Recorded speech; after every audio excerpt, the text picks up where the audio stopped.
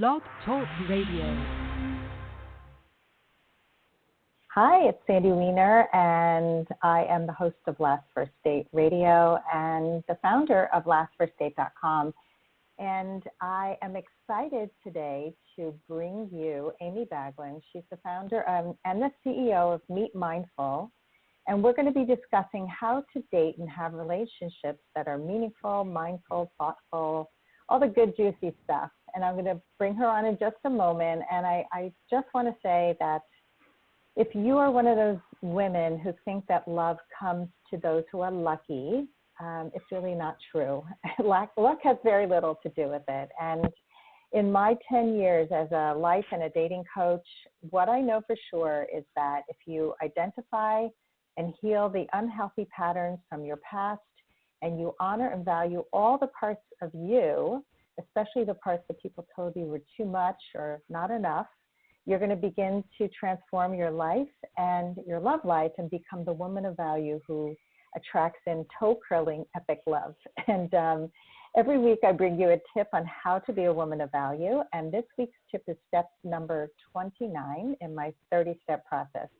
And that is to choose love over fear.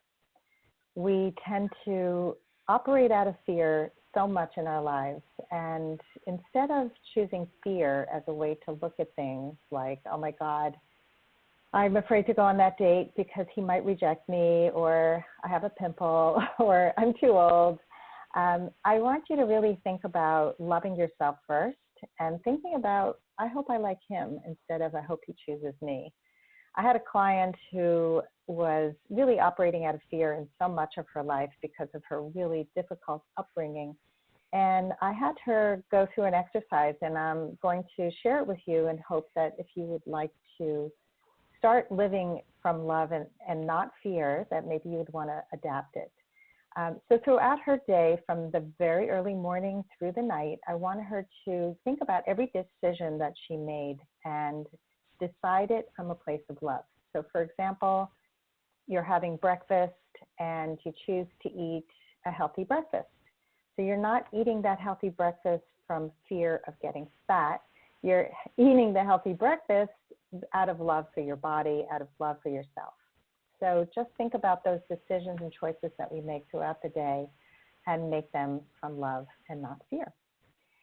So before I bring on Amy, I just want to remind you that I have this awesome Facebook group. It's a free group. It's called Your Last First Date, and you're welcome to join if you're a woman over 40 and you would like supportive, positive feedback on your dating journey. And now I am going to bring on Amy Baglan. She is the founder and CEO of MeetMindful, which is a unique dating site for those who want to date mindfully. She's on a mission to elevate the online dating world to a more spiritual realm. MeetMindful is one of the fastest growing dating and networking platforms in the world, connecting 36 million like-minded singles interested in mindful living, health and wellness, meditation, spirituality, sustainability, and personal growth. So join me now for episode 289, Mindful Dating and Relationships with the founder of MeetMindful.com. Welcome, Amy. Thank you so much, Sandy. I appreciate that introduction. Sure.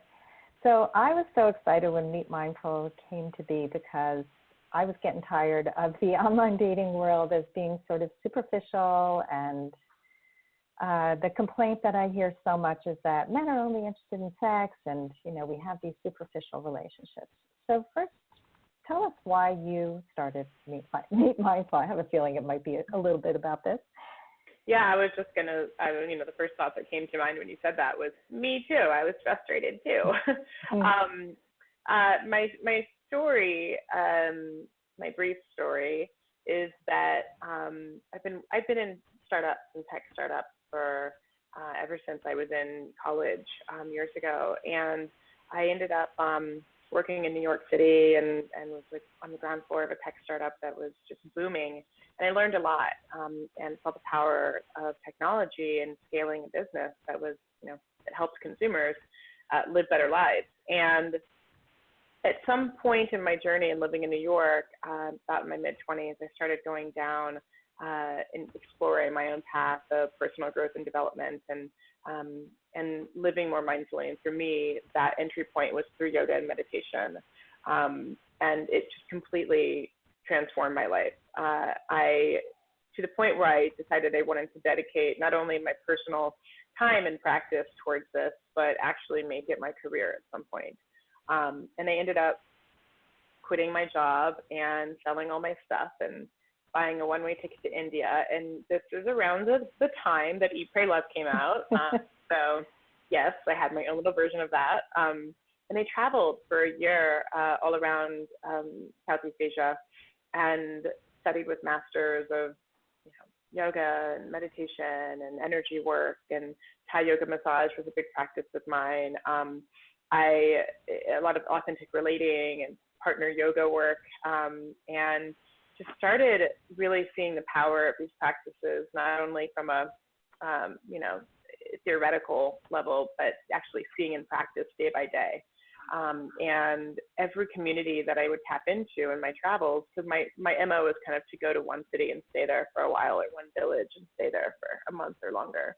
And I would tap into these like-minded communities of people wherever I went. And it was the first time in my life that I've been surrounded by so many people in a group that had, it might be varying degrees of interest or practices or things that they were dedicated to, but the common thread that kind of held everybody together was the mindset and value set of, change, being a part of playing a bigger role in the world, and actually like bringing their passion, their purpose out into, offering it to the world and helping to elevate the consciousness of the planet.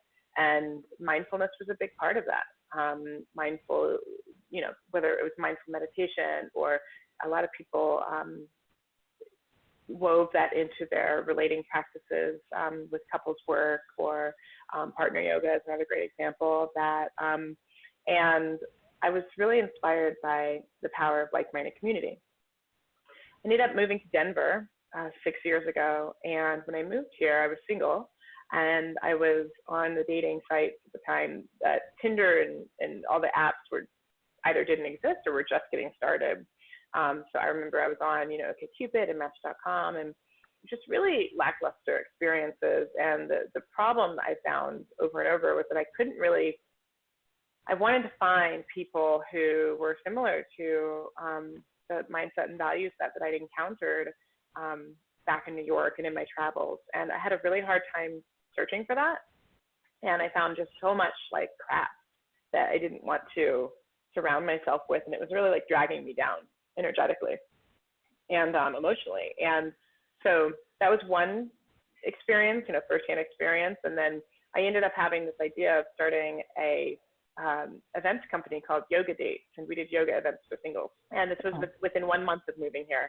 I just thought it was funny, like that I would go to yoga classes, and people would sit in silence waiting for class to start. And I mean, I get it. It's a meditative, contemplative practice, right? But also you're surrounded by 20, 30 people who clearly have something shared value and lifestyle-wise with you. And yet it's like this don't talk to me vibe. And I thought that was strange because I was new in town. I knew one person when I moved to Denver. And so I thought, wouldn't it be fun if we could bring together like-minded yogis who wanted to meet each other and date each other? So Yoga Dates was born out of that. And I was teaching a lot of partner yoga at the time, and Thai yoga massage was a big piece of it as well.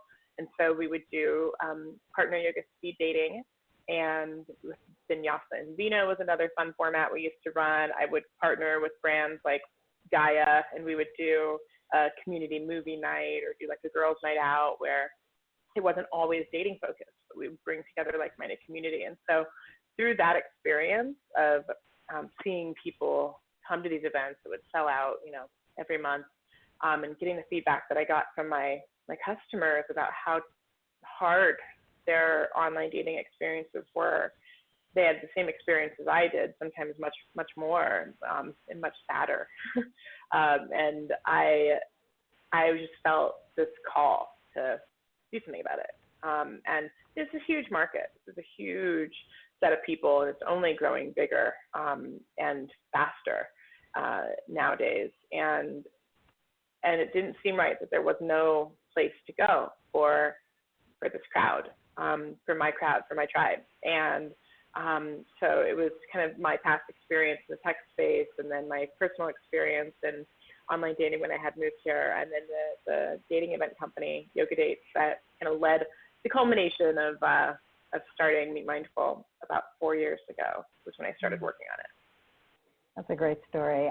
What I love is, first of all, that you left what wasn't working, and a lot of people don't have the courage to do that, to get up and leave a successful career and just go and find what works for you. And I give you so much credit for that, because it opens up a space in your life for good things to happen. And so many people live in that place of fear. What I was talking about earlier, the love versus fear. When you are doing something from a place of love, from a place of passion, from a place of purpose, it just changes your life. And I totally agree. Yeah. One of the things that comes up for me when you say that is I did a holistic nutrition training course, or program, I guess I should say, in New York called Institute for Integrative Nutrition, which a lot of your listeners might know of. And I went back when it was a live program. It wasn't digital. And so it was 1,200 people in a room together in Lincoln Center in Manhattan. Oh my God. This was my first giant like-minded group experience ever. It was 1,200 of us. And that was a complete game changer for me. And one of the things about this program that will never, ever leave my memory is the founder was talking about following your passion and your purpose, and actually recognizing that we can make the choice to step into something unknown and grow from there, and actually take that risk and take that chance, and what could possibly be on the other side is something greater than we ever know. And he had this visual, of a trapeze artist. And he said, a trapeze artist, when they're grabbing onto the ring, they have to, when they're grabbing the one in front of them, let go before they can grab the thing in front. And so for a moment, you're airborne, and it's terrifying, right? There is an element of fear in that, but if it's to move forward and to grab the next thing that you want, it's worth it. Right? Yes. And I never forgot that, because that trip I took was an example. I didn't know it was going to happen, but I knew I really had to follow it. And so I just love your message about choosing love over fear. And, what I love about what you did with that is not just, kind of say it as a cliche term, but actually ground in examples of what it looks like to do that. Yeah, thank you. I've been listening to Michael Gates-Gill, who wrote the Starbucks book, about how he got fired from a huge advertising career in his 50s. His wife divorced him. He had a baby with another woman while he was still married. I mean, he was a freaking mess. Wow. And he talks a lot in this second book about how his whole life he was given everything. He had privilege. And because of privilege, he never chose anything in his life, and he didn't know what it was to struggle or to really find purpose and meaning, because everything was handed to him. And he talks about taking that leap of faith, and he calls it faith. But there is a degree of faith when you leave something behind. And I would say I left my marriage because of that, and I had no idea what I was coming into, but I knew that it would be better on the other side. I really did. I had faith that when I left, that feeling of being out of alignment with who I was, there had to be something better on the other side, and I found it. And I think, doing work also that gives you a sense of purpose and meaning, and serving others is so huge in finding meaning. And so, and to bring this back to relationships and to your website, I think that people really need to understand also that they need to let go of relationships that don't work. They need to break up quickly with men or women who they're not compatible with, and they have to learn to recognize those signs early on, which is something I work with them on. But can you share some other ways that people can have more meaningful, mindful relationships? Yeah, and I think it's a great message to be really aware when something's not working and act quickly on that.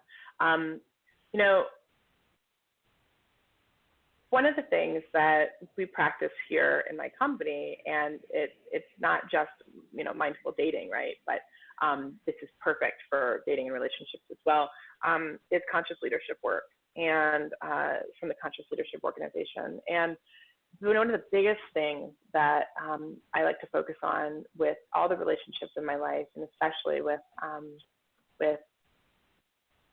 when I'm dating somebody, and the guy that I'm dating right now, is being really tapped into, and this is a huge piece, this is where the mindfulness piece comes from, being really tapped into what's going on for me emotionally and physically, and naming that and being able to talk about that openly. And so if I'm scared about something, right, instead of just acting out of that fear and reacting to the fear that I'm scared that, XYZ is going to happen, I can say, I'm actually feeling really scared right now, and I think I think that that might be showing and how I'm showing up right now, and I just want you to know, like, I'm really afraid that this thing might happen, and I just want to, be honest about that. And you can do this, obviously with positive emotions too, but I think just being really clear about what's going on for you, and both internally, and then being able to express that vulnerably, and honestly with the people around you, it's a huge step towards mindful dating and relationships. I mean, people can't read our minds. They can't. And I think we operate from, it's part of our just innate, like, caveman and cavewoman behavior to be protective of ourselves, right? And so if something, even the slightest thing might seem off, like, we can jump to conclusions that are completely incorrect of what somebody else's intentions are, what they might be thinking about us, or, just what's going on for them. And so it's really kind and compassionate to be forthcoming with that in a way that's really, honest and not charged with a lot of judgment. That would be probably my biggest source of, offering that I can bring up there. And the other thing that comes up for me. Well, before you get to the other thing, can I just comment on that, because that's a big one? Totally, yeah. I love that. And I think that communication is so difficult for people. I think what happens is they get flooded with all these thoughts, and how am I going to say this and not offend somebody? There's all that people pleasing that goes on, and, and you want to be nice. And so a lot of women in particular hold everything inside. I just heard some really, really bad dating advice that somebody posted in my Facebook group by a male dating coach who's like 30 years old. And he's like, women, you've got to play it cool. Like, don't bring up anything about the relationship. Don't even ask where, don't tell him what you're looking for, nothing. Just really don't pressure him at all. And then he's going to come around and he's going to be great and he's going to really commit to you. And I'm like, oh my God, like, totally fake it and be manipulative. And then when he's really yours, when he's hooked, then you're going to spring who you really are on him. And I mean, that's how I see it. It's like, that's like what the rules ladies said, like, just, be coy, be manipulative, and not be authentic. And I had a woman on my new program I just started yesterday called the Woman of Value Love Mastery Program. And she was talking about a difficult relationship she has with her mom forever. And she said, like, she starts talking about something personal to her mother, and her mother will just either shut her down or change the topic or start crying about something about herself, and it becomes all about her and it's deflected. And so she just ends up in a superficial conversation. So I challenged her to let her mother know how she feels and ask her mother for what she wants, and just say, can you just be present with me? Would you be willing to just hear me? Would you be willing to give me what I want, and ask for it directly? And she's going to try it. Can't wait to see what happens. But even with the most difficult people in our lives, this is such important work. Somebody's going to say something that's going to offend you, and you've got to be able to speak up and say, that hurts. Can I tell you what would feel better? Mm-hmm. And I think the biggest piece there is really understanding what you need. before communicating anything. Yeah. And this is, on the micro level, in this conversation with her mother as the example you're giving, and on the macro level in terms of who you want to find and who you want to invite into your life, whether it's romantic partners, friends, coworkers, etc., who you want in your community. Being really clear about what those characteristics are, what it looks like, what it doesn't look like, is critical. Because if you can't know it when you see it, you're not gonna see it. And if you don't know what to ask for, you certainly can't ask for it. So I think that is a huge part of the work. I totally agree with you. We were doing Family Blueprint last night as our first step to know how you got to where you are. And then from there, you find out what is it that helped you operate best and how do you express that. So how would you suggest, there's so much to talk about. You're just bringing up so many topics. I mean, I'm thinking about like putting yourself in front of people who are like-minded, what you said before, and just the yoga thing and traveling.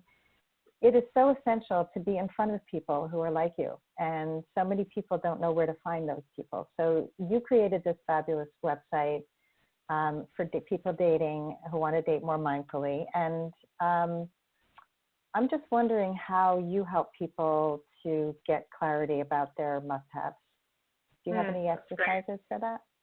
That's great. Do you mean within the context of MeetMindful or in general? Yeah, MeetMindful, but having that kind of authentic, deep relationship that you want, where would you suggest people start with that? Yeah. Just one thing I want to offer first. MeetMindful is available online as a website, and you can find the app in the App Store, both for Google Play and for Apple for iOS. So I just wanted to put that out there. Oh, great. Okay. For mobile. And so a few things that come up for me when you ask that.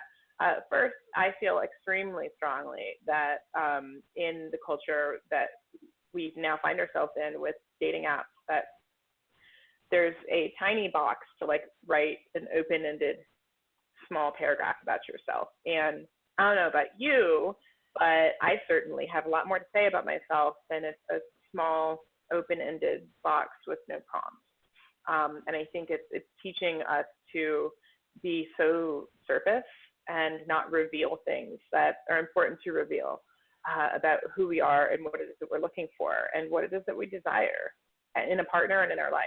And so one of the things that we do out the gate at MeetMindful is we have a much deeper profile process that we take people through. And I mean, there's so much more work that we could do on this and that we will be doing on this in 2018. But already, I mean, we've gotten such great feedback on the types of questions that we're prompting people to answer and what people end up revealing about themselves, and therefore what I'm able to glean from somebody and who somebody is and what's important to them when I look at their profile. And it helps me fill in the blanks of that would normally be there if all I was looking at was a photo and a couple of sentences. And so that's something that we really care deeply about. We ask what are people's biggest passions, what's new and good in their life, which helps us get really specific about what's happening instead of talking about myself in giant generalities. We even talk about what imperfections, or ask what imperfections we're working on embracing in themselves, which, again, a little bit of vulnerability up front can go a long way. And so that's one of the big things that we focus on at MeetMindful. We also have over 2,000 original articles and content pieces on how to show up more mindfully in dating and relationships. And so we give access to those articles to our members and to people who haven't joined the community yet as well.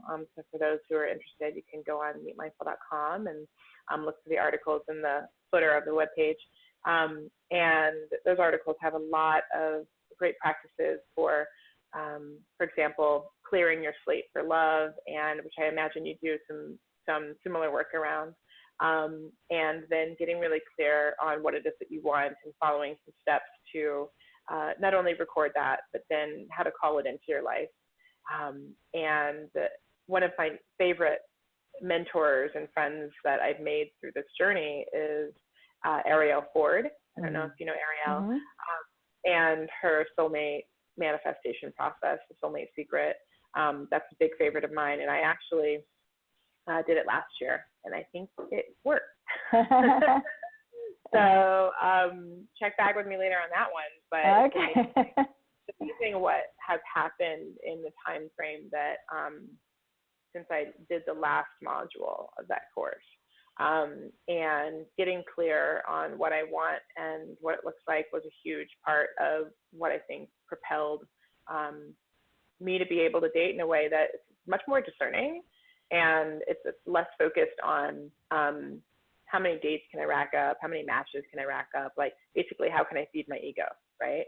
And instead, really looking at somebody and saying like checking in with like my core and saying, is this truly somebody who is this experience something that I want to pursue based on what I'm committed to finding in my life, based on what I'm committed to surrounding myself by, and who I'm surrounding myself with.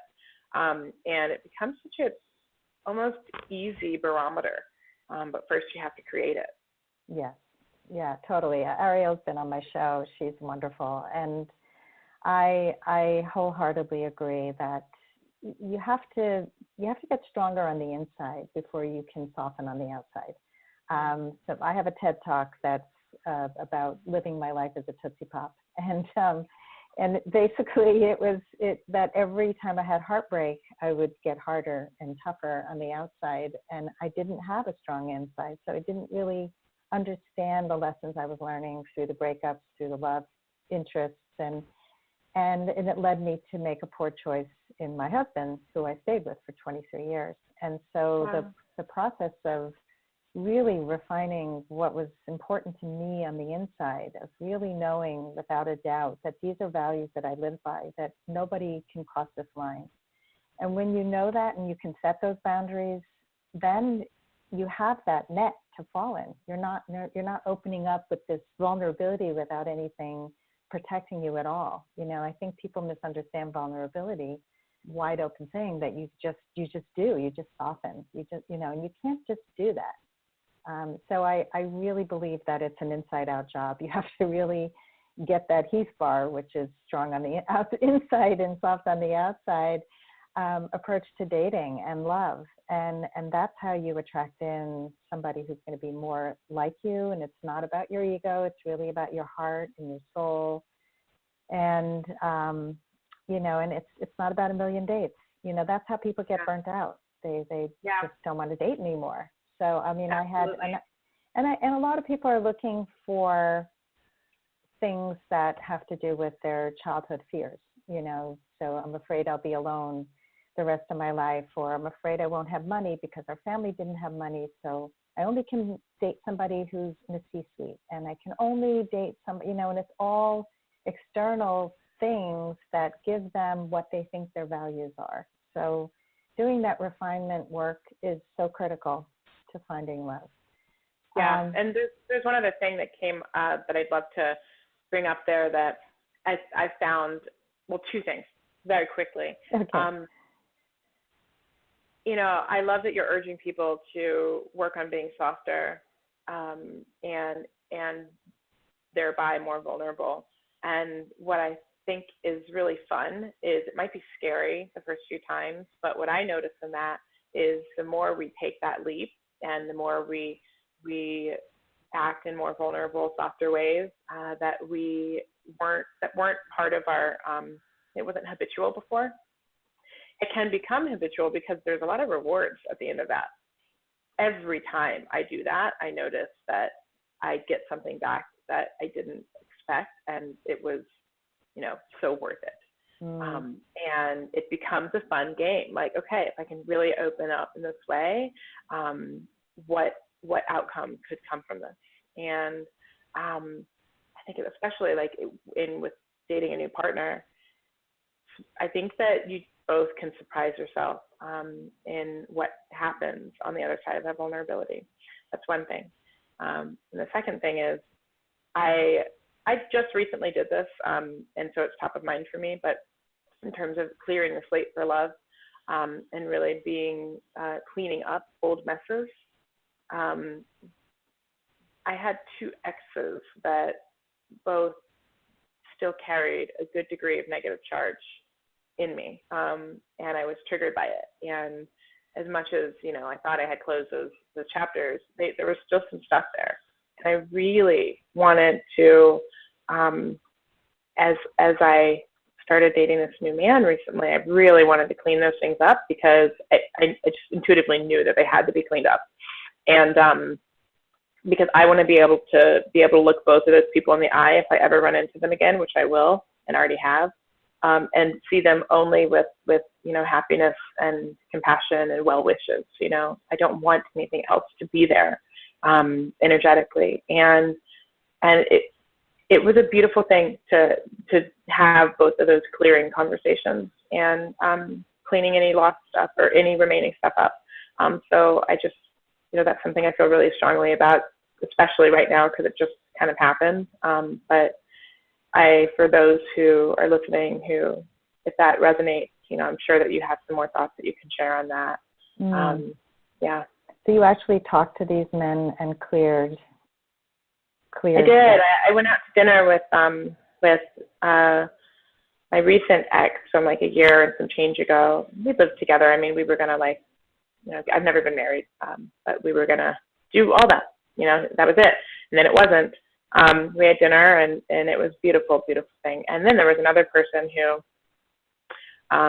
did not have quite a great ending with about 4 years ago, and for reasons I won't get into, he's like unable to contact me. Like it set things up so he cannot get in touch with me. And so I was thinking in my head on December 30th, I was like, I really need to reach out to him, and because he can't, so therefore I'm gonna have to be the one to do this. I don't want to do that, but I think I'm going to. And then out of nowhere, I ran into him the next day. Wow. It was that fast. Wow. I mean, I hadn't seen him in like a half a year.